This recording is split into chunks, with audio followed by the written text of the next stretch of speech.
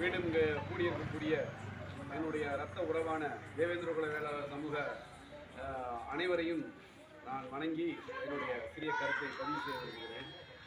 அதாவது காலங்காலமாக ஏறும் போரும் என் குலத்தொழில் அப்படின்னு சொல்லி வாழ்ந்த வந்த ஒரு சமூகம் இன்று வாழ்வதற்கே இடமில்லாத ஒரு நிலையில வாழ்ந்து கொண்டிருக்கக்கூடிய இடத்தை வீட்டை அடித்து பிடுங்கக்கூடிய ஒரு சூழ்நிலையில தான் நம்ம தற்காப்புக்காக இந்த நடவடிக்கை எடுத்திருக்கோம். மரியாதைக்குரிய அண்ணன் இன்குலாப் அவர்கள் மிக சிறப்பாக இந்த வழக்கினுடைய தன்மையை ஒரு என்ன சொல்றது தடம் மாறாமல் பிசிறு தட்டாமல் தொடர்ச்சியாக என்ன நடந்தது, எப்படி நடந்தது, இனி எப்படி நடக்க வேண்டும் என்பதை விரிவாக சொன்னார். உண்மையிலேயே அதை கேட்கும்போது வழக்கின் தன்மை புரிந்திருந்தது. இந்த போராட்டங்கள் நடக்கும்போது எனக்கு கடுமையாக உடல்நிலை பாதிப்பு. ஆனாலும் இங்கே இருந்த மீடியா குறிப்பாக தினேஷ் மல்லட்லாம் தொடர்ந்து பேசிகிட்டு இருந்தேன். உங்களுடைய போராட்டங்கள்லாம் நாங்கள் மீடியா வழியாக பார்த்துக்கிட்டு இருந்தோம், ஆதரவு கருத்தை தெரிவிச்சுருந்தோம். அடுத்த கட்டம் என்ன செய்ய போகிறாங்க, யாரெல்லாம் போராடுறாங்க, அவங்களுக்கு என்ன செய்யணும், ஏது செய்யணும், தம்பிகிட்ட நான் கேட்டுக்கிட்டு இருந்தேன், வீடியோலாம் பார்த்துக்கிட்டு தான் இருந்தோம். ஒரு இடத்தை எடுத்தா அவங்கள மறு குடி அமர்வு அப்படிங்கிறத அரசு செய்யணும். அரசுங்கிறது அதுதான், மக்களை காக்கிறதுக்கு அரசு. அதுக்கு தான் நம்ம ஓட்டு போட்டு மக்களை அரசை தேர்ந்தெடுக்கிறோம். எம்பி, எம்எல்ஏ, அமைச்சர் இந்த மாதிரியெல்லாம் தேர்ந்தெடுக்கிறோம். ஆனால் அந்த அமைச்சரை ரொம்ப அஜாக்கிரதையா என்ன இந்த மக்கள் தானே, யார் வந்துட போகிறாங்க, என்ன செஞ்சிட போகிறாங்க, இடிச்சு தள்ளு அப்படின்ற மாதிரி சொல்கிறாங்க.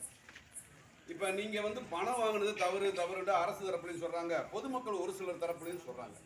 பணம் என்பது பெரிய விஷயமே இல்லை. சும்மா ஒரு கட்டிக்கு வேட்டி இல்லாதவன் ஒரு எம்எல்ஏ ஆகி வட்ட செயலர் ஆகி லட்சம் கோடி அடிச்சு வச்சிருக்கான். மதுரையில் ஒரு கட்சியை சேர்ந்த ஒருத்தன் கட்டியிருக்கான் 1500 கோடிக்கு ஒரே ஒரு கல்யாண மகள் கட்டி வச்சிருக்கான். அதெல்லாம் இந்த கவர்மெண்ட் கேட்குதா? நாங்கள் விவசாய குடி, இந்த நாட்டை சேர சோழ பாண்டியனை ஆண்ட வம்சம், நாங்கள் கையகலத்தில் குடியிருக்கிறோம். அதை நீ பிடுங்கிறதுக்கு இந்த மக்களை புல்டோசரையும் வஜ்ரா வாகனத்தையும் கொண்டு நீ மிரட்டிக்கிட்டு இருக்கிற.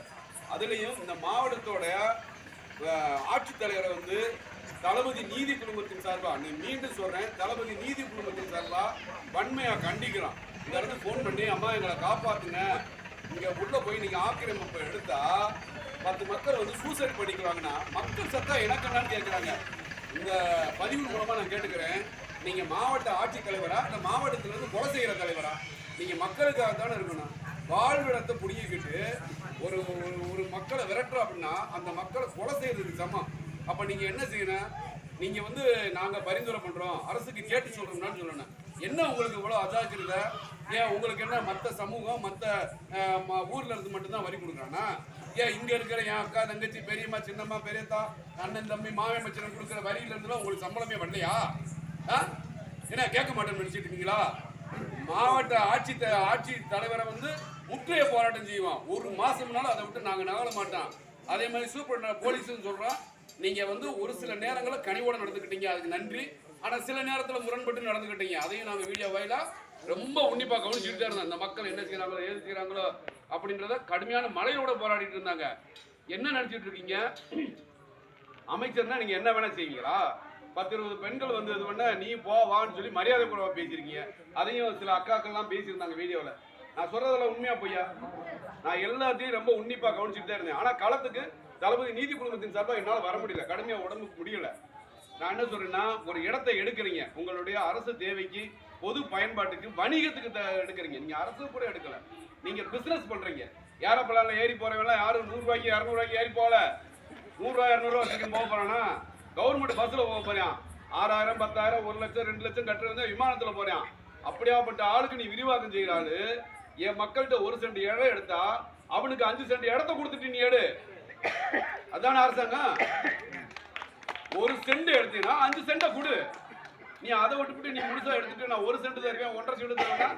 கோமண துணியை வச்சிருக்க, நீ வச்சிருக்க பாத்ரூம் வச்சிருக்க 1 சென்ட்ல வச்சிருக்க. அப்ப என் மக்கள் அதுக்குள்ளேயே தாய், தகப்பேன், பிள்ளை, மருமையன், மச்சனே எல்லாருமே ஒரு வீட்டுக்குள்ள படுத்து கிடப்பாங்களா? 10க்கு 10 தெருவில் நாங்கள் குடியிருந்துட்டு இருக்கிறோம். நீ பட்டா இடத்த நீ எடுத்துக்கிட்டு நீ இடம் கொடுக்க முடியாது, நான் 1.5 சென்ட் தான் கொடுப்பேன்னா இதுக்கு எதுக்குமா நீ மாவட்ட ஆட்சித்தலைவராக இருக்கீங்க? நீங்க ராஜினாமா பண்ணிட்டு போங்க. உங்களால முடியல, அரசியல் அழுத்தம் இருக்குது, அல்லது அமைச்சர், எம்எல்ஏ இல்ல வேற ஏதாவது அழுத்தம் இருந்தா நீங்க உங்க பதவி ராஜினாமா பண்ணிட்டு போங்க. நான் இந்த இடத்துல என்னால இயங்க முடியல, சட்டம் சட்டப்பிரகாரம் மக்களுக்கு நல்லது செய்ய முடியல, ராஜினாமா பண்ணிட்டு போங்க. இவ்வளவு ஆலோசியமா நீங்க எதுக்கு பதில் சொல்றீங்க? கேட்கிறவங்ககிட்ட உங்களால எதுவுமே செய்ய முடியாட்டி கூட நான் அரசிட்ட கேட்கிறேன்னு சொல்ல வேண்டியதானே? ஏன் இந்த தமிழகத்தை ஆண்டுகிட்டு இருக்கிற மரியாதைக்குரிய ஐயா முதல்வர் ஸ்டாலின் அவர்களுக்கு ஏன் தேவேந்திர குல வேளாளர் சமூகத்திலிருந்து யாருமே ஓட்டு போடலையா? தேவேந்திர குல வேளாளர் சமூகத்திலிருந்து யாருமே திமுக கட்சியில பொறுப்புகள் இல்லையா? ஏன் நீங்களாம் இந்த தேவேந்திர குல வேளாளர் மக்களை இந்த வீடியோவையெல்லாம் நான் கேட்டுக்கிறேன். நீங்களாம் சோத்துல உப்பு போட்டு தானே நீங்கிறீங்க. திமுக இருக்கீங்களே அத்தனை பேரும் உங்க கட்சி பொறுப்பை விட்டுட்டு கட்சி உறுப்பினர் கார்டை தூக்கி எறிஞ்சிட்டு வாங்க. இந்த மக்களுக்கு விடுதலை கிடைக்கலன்னா நான் நடு ரோட்ல நீ சொல்றத நான் செய்யறேன். ஏன் செய்ய மாட்டீங்க? ஏன் செய்ய மாட்டீங்க? ஒரு கட்சி ஒரு ஊரையே அழிக்குது. இந்த சினிமாவில் எடுத்த அத்திப்பட்டு கிராமம் மாதிரி அழிக்கிறான். நீ ஏன் வேடிக்கை பார்த்துட்டு அந்த கட்சியில பொறுப்புல இருக்கிற? உனக்கு மான ரோசம் இருக்குல்ல?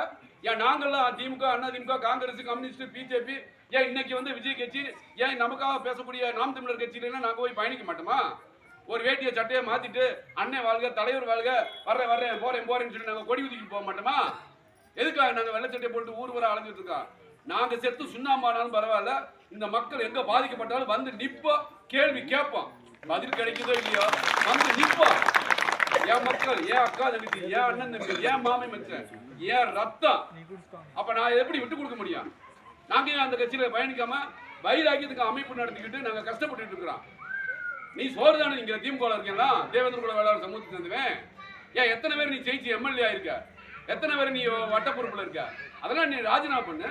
இல்ல உன் தலைவனுக்கு அழுத்தது கூட என் மக்களை ஏன்டா நீ இப்படி கொள்றேன்னு சொல்லி கேளு. இது வரைக்கும் நீ கேட்டிருக்கியா? உனக்கு பதவி முக்கியம், உனக்கு உனக்கு அந்த கொள்ளையடிக்கிறத பங்கு உனக்கு முக்கியம், இந்த மக்கள் உனக்கு முக்கியம் இல்ல. ஆனா நீ ஓட்டு மட்டும் கேட்டு மக்கள்கிட்ட வருவேன். எந்த விதத்துல நியாயம்? அந்த ஓட்டு மட்டும் கேட்டு அம்மாவோட சின்னத்தோட பெரியத்தோட நீ பெரியப்பா போட்டு எப்பா பாட்டியா போட்டு நீ வர்றீங்களா? அப்ப இந்த மக்களுக்காக வந்து நின்று உன் கட்சிக்கார வேட்டியை நின்று நீ போராடி இருந்தா இந்த அரசாங்கம் பயந்துருக்கும்ல? வச்சரா வாங்கின இந்த ஊருக்குள்ள வருமா? ஜேசிபி புல்டோசர் வருமா? வராதுல்ல. அப்ப நீ அந்த திமுக கட்சியில இருக்காத. ஒண்ணு வெளியேறு, கட்சியை விட்டு போற, ராஜினாமா பண்ணு. இல்லைன்னா நீ பல்ல பயில கிடையாதா? நான் சொல்றேன், நீ பல்லனுக்கே பிறக்கடா. நீ குடும்பம் கிடையாது, காலாடி கிடையாது, பண்ணாடி கிடையாது, தேவேந்திர குல வேளாளர் கிடையாது, பாதிரியான் கிடையாது, மூப்பன் கிடையாது. நீ இந்த சமூகமே இல்லடா. உனக்காக துடிக்க வேணாமா? என்னால தூங்க முடியல ராத்திரில. என்ன செய்வாங்க, ஏது செய்வாங்க? அயன்பாடு பிடிச்சி 4 பேர்த்த இடிச்சு விட்டான் சொல்றாங்க அந்த வீடியோல. உள்ள ஊட்டியெல்லாம் பள்ளிக்கூடம்லாம் போகாம வீட்டுக்கு பூட்டி வச்சிருக்காங்க. போய் இடிக்கிறதா இடிங்கன்றாங்க ஒரு பேச்சுக்கு. அவன் இடிச்சுடுவானா? எனக்கு துடிக்குது. உள்ள ஊட்டிலாம் பள்ளிக்கூடம் போகாம மழையில நடக்குதுன்னு சொல்லி இவ்வளவு நாங்கள் வாழ்ந்துகிட்டு இருக்கிறோம். ஒரு மாவட்ட ஆட்சித்தலைவர் அவ்வளவு அசால்ட்டா பேசுறீங்க. ஏன் நீங்க நிலம் எடுக்க ஆட்சியில் எடுக்க வந்தீங்களா? ஆடிவோ 30 நாளைக்கு முன்னாடி நோட்டீஸ் கொடுக்கும்ல, நீ முறையா நோட்டீஸ் கொடுத்துருக்கியா? நோட்டீஸ் கொடுத்துருக்கியா? ஒவ்வொரு வீட்டுக்காரங்களுக்கு ரேஷன் கார்டு இருக்கிற மாதிரி ஒவ்வொரு வீட்டுக்காரங்களுக்கு இதை நாங்கள் அரசுக்காக இந்த இடத்த எடுக்க போறோம்னு சொல்லி நோட்டீஸ் கொடுத்துருக்கோம். நோட்டீஸ் கொடுத்து வந்தியா? வரல. அப்ப என்ன செய்யணும்? இந்த மக்களை நீ குடியமர்வு செய்யற அப்படின்னா இந்த மக்களுக்கு காலனி வீடுனா கூட குறைஞ்ச வச்சு 3 சென்ட் இடம் கொடுக்குற. அப்புறம் ஏன் மக்களுக்கு மட்டும் ஏன் தேவேந்திர குல வேளாளர் மட்டும் 1.5 சென்ட் இடம் கொடுக்குற? நீ ஏன்னா நீ பிச்சையா போடுற. அப்ப 3 சென்ட் இடம், குறைஞ்சபட்சம் 3 சென்ட் இடம் கொடுக்கணும். அவங்களுக்கு வாழ்றதுக்கு தேவையான அடிப்படை குடி தண்ணீர் கொடுக்கணும், மின்சாரம் கொடுக்கணும், பாதை கொடுக்கணும், கல்யாண மண்டபம் இருக்கணும், ஒரு கோவில் இருக்கணும், அவங்க குழந்தைகளுக்கான ஒரு சின்ன பால்வாடியாவது இருக்கணும். இத்தனை வசதி நீ செஞ்சு கொடுத்துட்டு இந்த இடத்த எடுக்கிறதுக்கு முயற்சி பண்ண. அதை விட்டுட்டு வந்து நான் அத்துமீறுறேன், நான் அப்படித்தான் செய்வேன்னு வந்தா ஒட்டுமொத்தமா 1.5 கோடி தேவேந்திரர்களுக்கு மேல இருக்கிறான். எங்கெல்லாம் 1000 பேர் செத்தாலும் சரி நாங்க இதை விட்டே தரமாட்டோம். தளபதி நீதி குடும்பத்தின் சார்பா இந்த கிராமத்துக்காக கடைசி வரைக்கும் நின்று போராடுவோம் என்று சொல்லி எனக்கு வாய்ப்படுத்த தாய்மார்களுக்கும் பெரியவர்களுக்கும்